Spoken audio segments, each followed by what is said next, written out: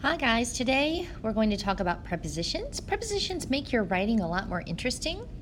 They generally are used to show a relationship between a noun or pronoun that follows the preposition and then another group of words. So it connects a noun or pronoun to another group of words. These are common prepositions, although there are many more: above, behind, beneath, between, in, out, on, under, during, into, onto, against, along, around. Notice that many of these are directional words. They show direction. Prepositions such, come back.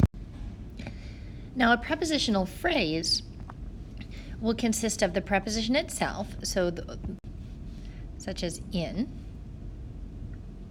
its object, lake, and then the words between them. I could do a modifier here. I'm going to do in a lake. This is a prepositional phrase. It's made up of the preposition in, the object of the preposition in what? Lake, and then a modifier here, a. Could have been the. So in our sentence here, the process of erosion changes the shape of the earth. There are two prepositional phrases in this sentence.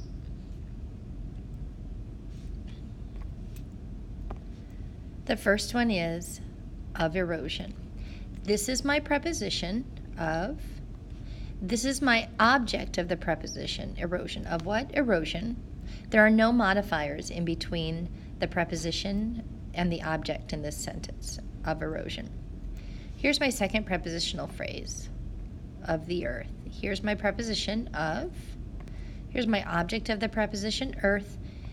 And then the right here is a modifier.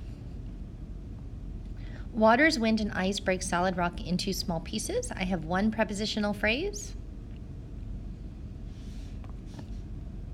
Into small pieces.